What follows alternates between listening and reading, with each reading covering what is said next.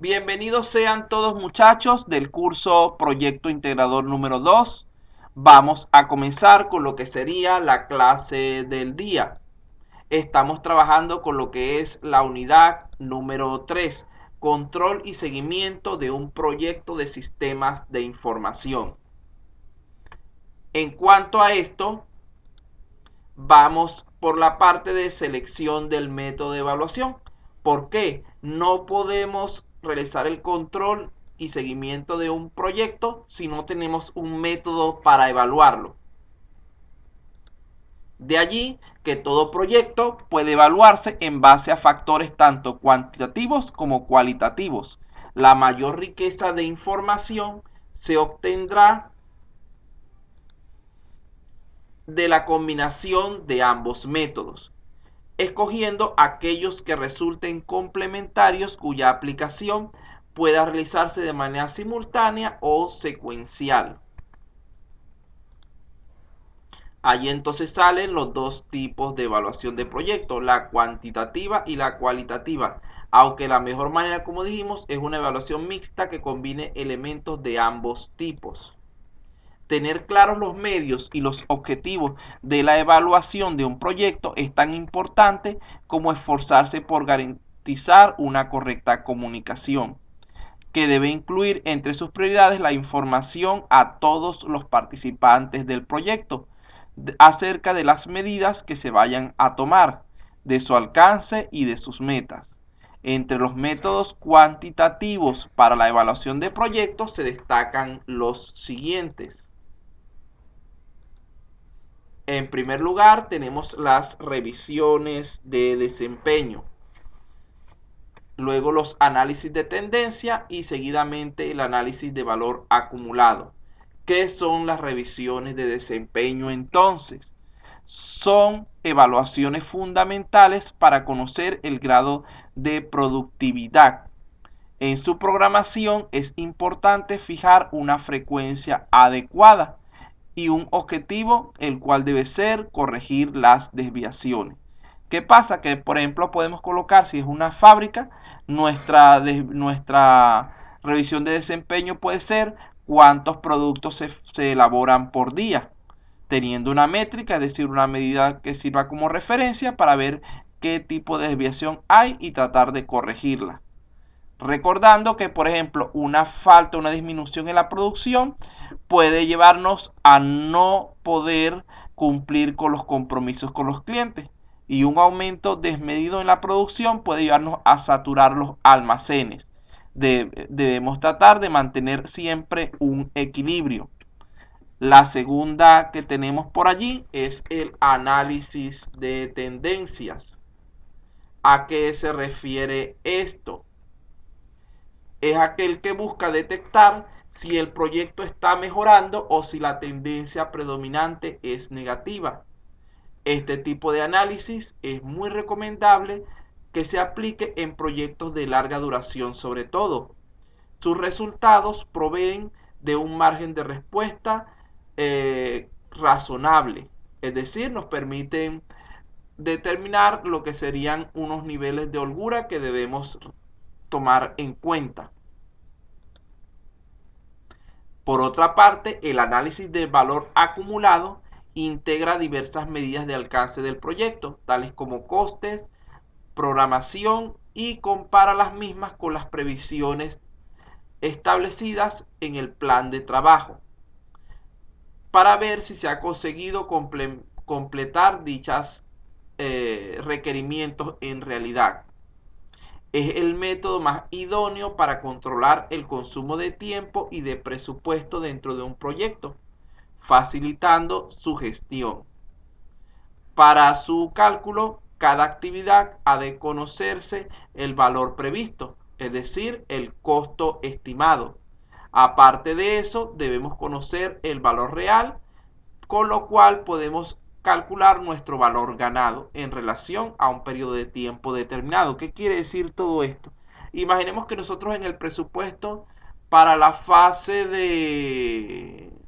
de planeación y comunicación que la estamos haciendo juntas, determinemos que nos va a tomar un tiempo de una semana. Y resulta ser que nosotros decimos que el costo de trabajadores por día es de 500 soles. En total entre todos los trabajadores. Resulta que al final de cuentas, una semana, 500 soles diarios son 3.000 soles sin incluir el domingo. Entonces nuestro costo estimado para ese momento era de 3.000 soles. Pero resulta ser que en esa semana, como no lo necesitamos, nos metimos al tester. No le vamos a pagar esa semana, no está trabajando con nosotros, está trabajando en otra parte. Y teníamos un solo programador en vez de dos. Ahí entonces otra reducción de sueldo. A final de cuentas, en la semana terminamos gastando, en vez de 500 al día, terminamos gastando 400 al día.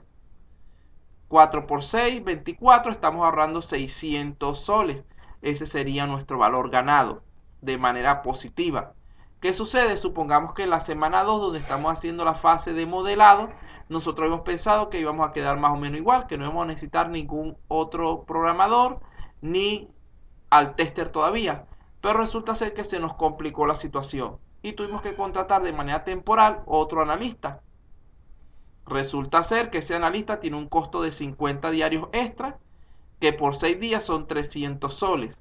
En ese caso, nuestra semana que habíamos calculado para ese momento en un monto va a variar su costo, pudiendo quedar, dependiendo de la cantidad de personas o de recursos que añadamos, pudiendo quedar inclusive por encima de lo presupuestado.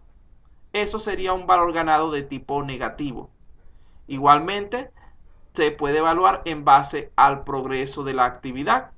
Si nosotros habíamos planeado que en la primera semana íbamos a terminar la fase 1 y 2 y resulta ser que terminó la semana y todavía estamos por la mitad de la fase 2, ya estamos incurriendo en un costo por el tiempo extra que estamos tardando.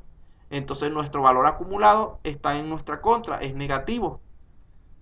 Entonces tenemos menos tiempo para las siguientes actividades o debemos planificar una prórroga en la duración de nuestro proyecto.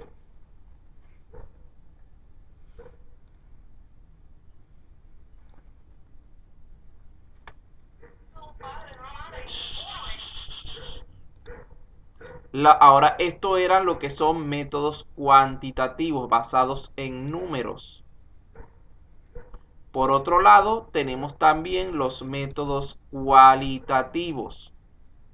Son basados más bien en opiniones y en otros valores que no son tanto en cálculos. En primer lugar, tenemos las entrevistas. Ya ustedes saben lo que es una entrevista, una reunión con una persona para conversar acerca de un tema, bien sea de manera planificada o estructurada o de manera informal. Estas deben ser planificadas en base a cuestiones a resolver. Para el caso de proyectos no deberían ser informales, y para las que es necesario aportar toda la documentación correlativa. ¿Qué quiere decir eso? Nosotros debemos ir con nuestras guías de entrevista ya preparadas. Debemos llevar cualquier información, por ejemplo, imagínense que vayan a la entrevista y les pregunten, mira, y en cuanto a la base de datos, ¿cuál es la estructura? Y resulta ser que dejamos eso en la oficina y la oficina queda a 1 o 2 horas de distancia viajando en carro. Y no hay nadie que se encargue de pasarnos esa información. Entonces debemos llevar toda la documentación necesaria y hay que fijar entrevistas de manera periódica, sobre todo en la fase inicial, para ir gestionando la información que haga falta. Los reportes son documentos de carácter periódico y puntual, donde se informa sobre asuntos de relevancia para el proyecto, conteniendo datos precisos, contrastados y contrastables, y presentados de forma clara y lo más gráfica posible. Es decir, el reporte no es más que la entrega de un documento impreso que contenga la información que se le solicitó. La entrevista es como la versión oral del reporte. Las reuniones ya son de tipo grupal, aquellas eran más de tipo individual, las que colocamos anteriormente, para las que debe avisarse con antelación suficiente. Nosotros no podemos esperar que llamar una reunión hoy para hoy mismo, porque las personas no van a poder preparar los asuntos que van a presentar en dicha reunión. Es importante además comunicar estos puntos o los puntos que se van a tratar en la reunión a todos los que van a asistir. así como fijar una hora de inicio y fin de la misma y procurar en lo posible cumplirla. Hay mucha gente que tiene mala costumbre de puntualidad tanto para la hora de inicio como para la hora de fin de lo que estamos haciendo. A posteriori se debe enviar una comunicación informando su contenido y de las decisiones que se tomaron en la reunión. Es decir, una vez que termina la reunión, todas las personas, tanto las que asistieron como las que no, que forman parte de lo que se está trabajando, deben ser informadas al respecto, asumiéndose que las decisiones tomadas en dicha reunión son consensos que deberán ser aceptados por ellos y cumplidos en lo que corresponda. Hay además otros métodos, como por ejemplo el marco lógico y etcétera, además de los mencionados anteriormente que son exclusivamente para la evaluación.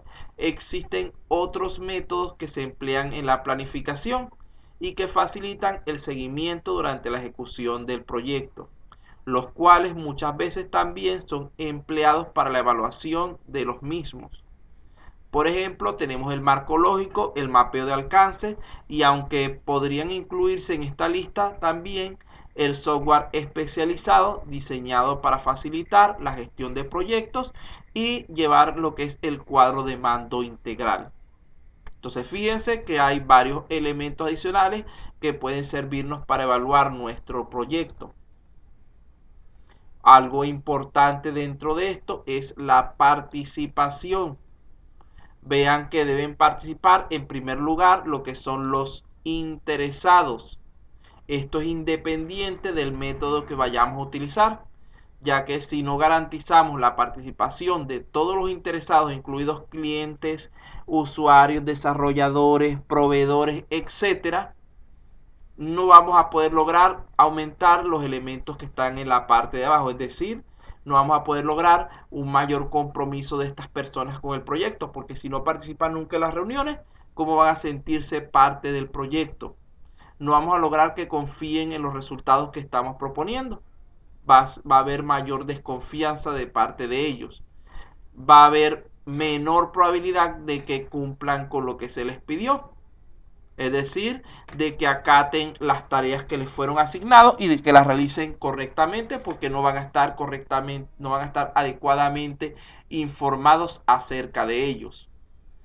Y va a haber la probabilidad de que no puedan responder de manera adecuada ante situaciones imprevistas. Cuando hay una buena comunicación, todos estos elementos son mejorados. Aparte de esto, debemos estar conscientes de que a la hora de planificar la evaluación de un proyecto y la recogida de datos que esto implica, hay que tener en cuenta el cumplimiento de normas aplicables sobre la protección de datos. En el caso de aquí de Perú, realmente el ente encargado de esto es el Ministerio de la Justicia. Entonces debemos acatar las normativas vigentes a tal respecto.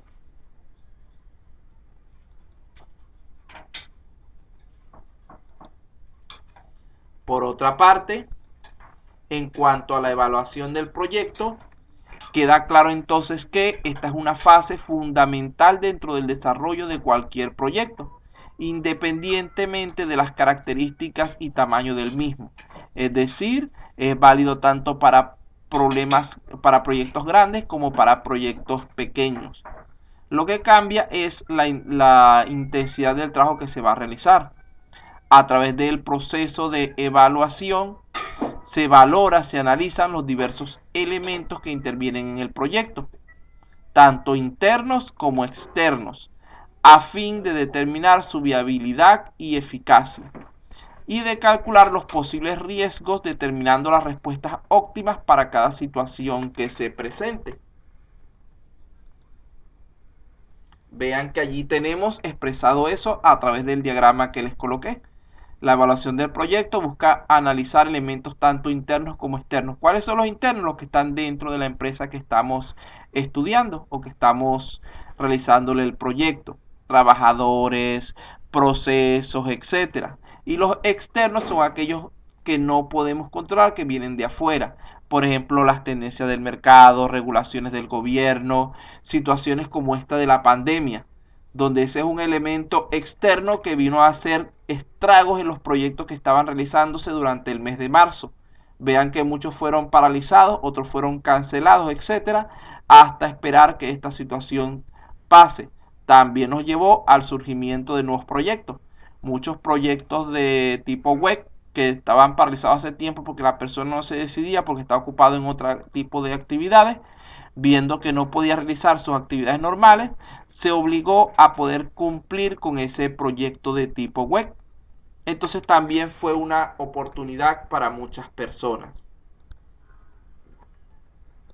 Por otro lado, debemos recordar que el término evaluar o la evaluación no es un estado, es decir, algo puntual o estático, sino que implica un proceso mucho más allá de la simple valoración realizada en un momento específico.